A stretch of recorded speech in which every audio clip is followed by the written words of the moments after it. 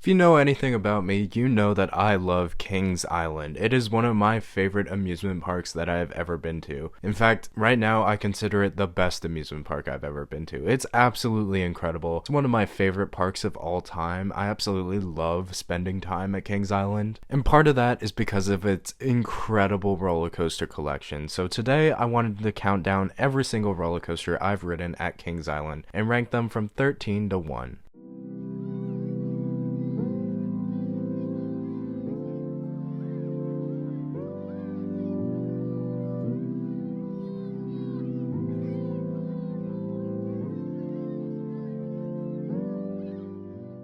Kings Island has 14 roller coasters right now, soon to be 15 with Snoopy's soapbox racers, but I've only been on 13 at this park. That's because I can't get on Great Pumpkin Coaster, and to be honest, it's not even worth talking about. So let's start things off with number 13, which is Flying Ace Aerial Chase. Before I rode this thing in 2021, I heard terrible things about it and its ride model, and to be honest, I walked away thinking it was fine. I didn't get any headbanging at all. I did ride in the middle, and I thought it was a passable family coaster, so I don't understand the hate that this thing gets. It also left me no reason to re-ride it, so I'm probably never going to ride this thing again.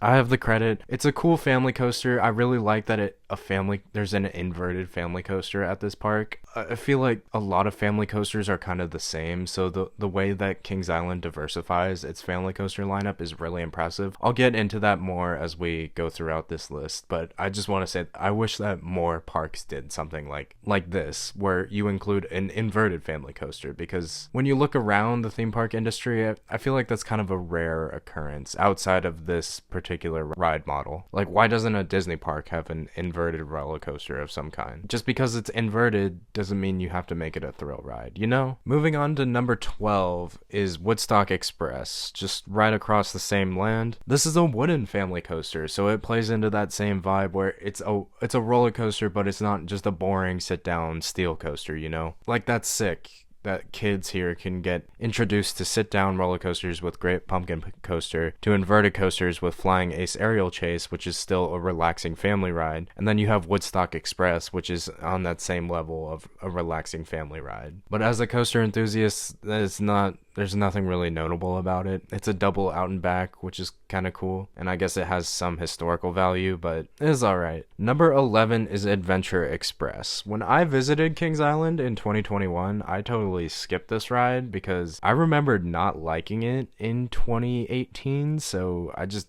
spent my time riding rides that I knew I liked. And now that it's gotten its refurb, it actually has a reason for me to give it another shot, so I hope to get back to Kings Island at some point and get a few more laps on this thing. But as of now, I just remember it being an unpleasant ride experience that was pretty bumpy. I was a far different coaster enthusiast back in 2018 than I am now, go figure. So it would be interesting to give this ride another shot to see if my opinions changed on it. But I'm not the biggest fan of Aero Mine Trains, so I don't have that high of hopes for it, even if the theming is kind of improved. But I would say it's another passable family coaster at Kings Island. This is the sit down steel coaster, the traditional one, even if it is a little janky when you compare that to the wooden family coaster in Woodstock Express and the invert in Flying Ace Aerial Chase. But this is definitely on a bigger scale than those two. Moving on to number 10, this is like the first good ride, which says a lot because a lot of parks' 10th best coasters aren't even that good. But Backlot Stunt Coaster is a very, very fun family coaster. I think this and Sierra Sidewinder are the only family coasters that have gotten me to gray out. The launch into that upward helix is actually pretty intense. Like, that's a very fun moment. And of course, it's actually pretty well themed, which is also really cool. And you got that section in the dark to end the ride, which is just so much fun. So it's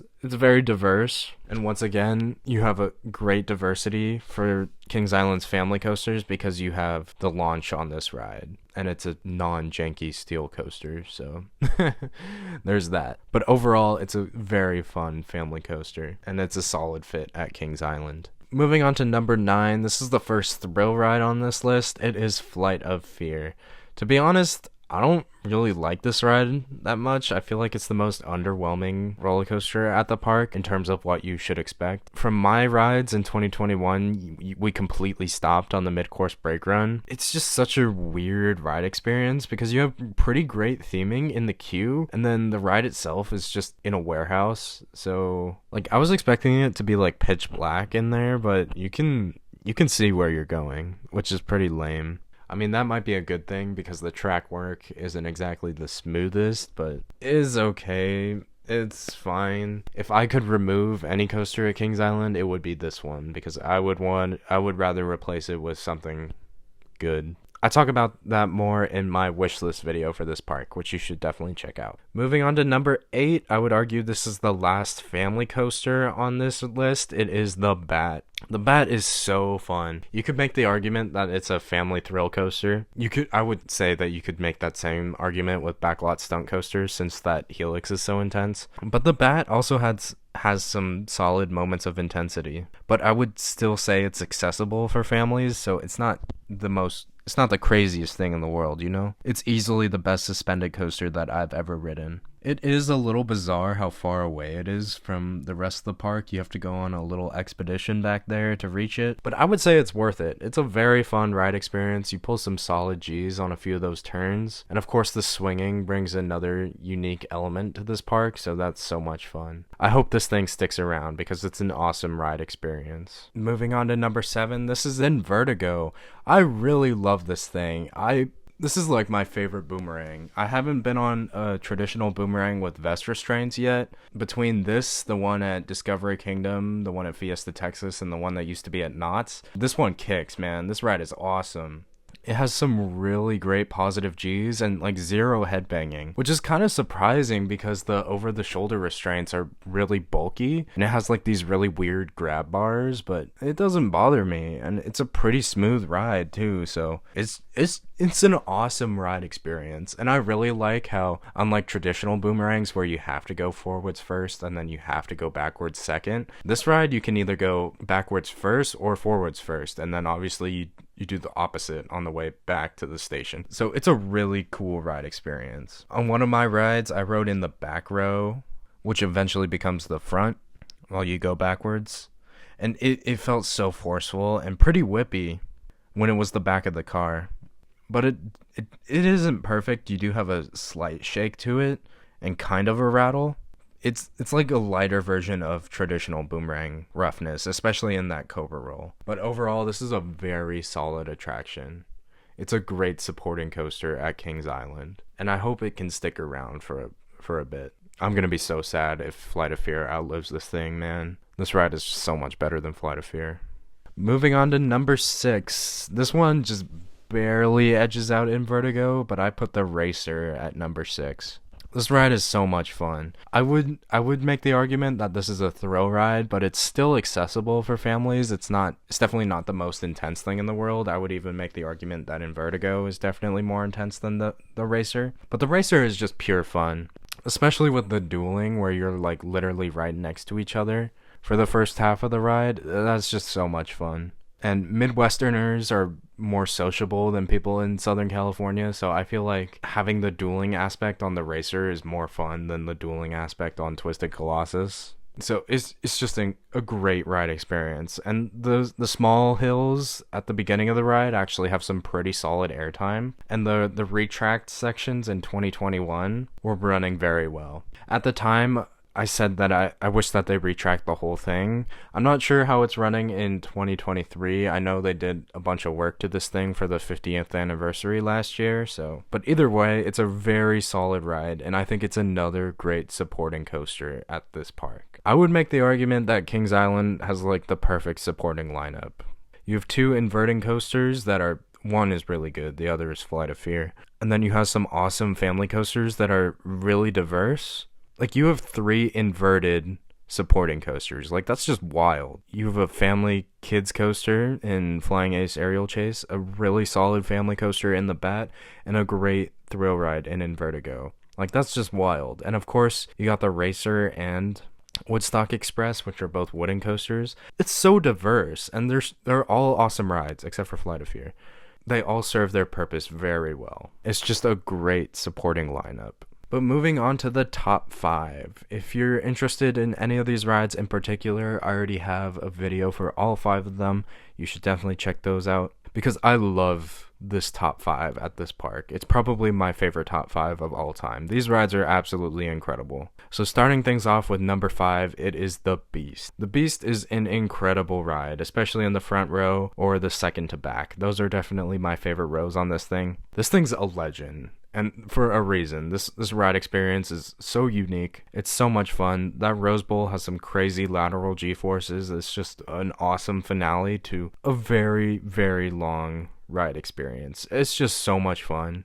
And as I mentioned in my review, I do have some sentimental value attached to it, even though I grew up over here in Southern California. Moving on to number 4, it is Banshee. This ride is spectacular, and it is the 4th inverted coaster at Kings Island. That's wild to me. Like, this park has 4 inverted coasters. That's so many. And this is definitely the best of the best.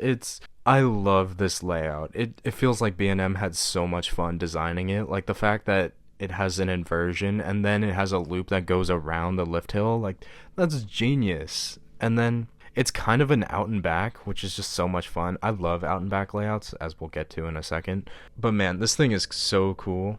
I love the pretzel knot. That's super intense. The fact that it has a second vertical loop is just crazy, and that second loop is huge because this ride's a terrain coaster. This is just so much fun. I love Banshee, man. And then the final 3 elements are probably my favorite sequence on the ride because you got crazy positive G's in the upward helix. You get my favorite inversion in the inline twist, which you get some nice hang time in. And then for the final helix, it somehow finds the speed to put another dose of solid positive G's on your body. And then it slams into the brake run. This is just an absolutely incredible inverted coaster, and it's my favorite invert I have ever ridden. But unfortunately, it is only number 4. That's because the top 3 at this park are some of my favorite Airtime Machines of all time. I love the top 3 here. And at number 3, we have Mystic Timbers. This is insane. I love this ride. You get crazy airtime. I love the out and back layout. I love the diversity of the airtime moments. You have a few quick pops,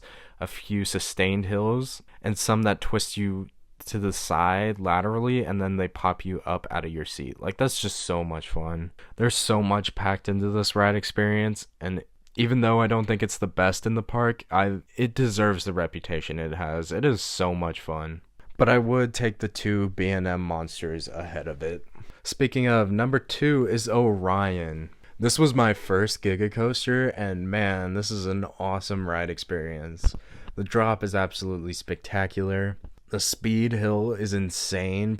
It might be one of my favorite airtime moments of all time. You got an awesome camelback in there. That's a traditional airtime moment from B&M. That's just another great moment. The helix is very intense, and it caused a bunch of grayouts for me. And the twisted dip, oh man, that's another solid, very, very strong airtime moment. So overall, this ride experience is just absolutely incredible. Really, the only thing that's holding it back are the 2 dud elements, which are the wave turn and then the turnaround. I don't know why the turnaround on Orion is so lame when you have an awesome helix on this ride, which could have been used as the turnaround. Or B&M literally could have just replicated the treble clef. I'm not sure why they didn't do that, because the treble clef is one of my favorite elements of all time. That being said, though, Orion definitely stands on its own as its own ride. It's an incredible experience and one of my favorite roller coasters ever. But that can't top my favorite roller coaster of all time, which is Diamondback. Oh my gosh, man, I love this thing. It's just airtime hill after airtime hill after airtime hill. I love it so much. It's magical. You get some euphoric airtime. It's just so much fun. I can't believe this ride, man. And I feel like the air on this ride just hits different when compared to other B&M hypers. Diamondback just does it different. And I would make the argument that the drop into the splashdown is one of the most underrated airtime moments of all time. That thing is awesome. You get some crazy airtime. And of course, the splashdown itself is spectacular. It's so pretty. It's one of my favorite visuals on any roller coaster ever. Like, this ride will always hold a special place in my heart, and it's so much fun. If you want to hear me talk about Diamondback, Orion, Mystic Timbers, Banshee, or the Beast, I have videos on all of those. Really, I just made this video because I wanted to talk about the awesome supporting lineup of this park. Kings Island has one of my favorite coaster lineups of all time, and I'm super excited to see how this park develops in the future. So how would you rank the roller coasters of Kings Island? Please let me know in the comments below. Please like, comment, and subscribe, and I will catch you later.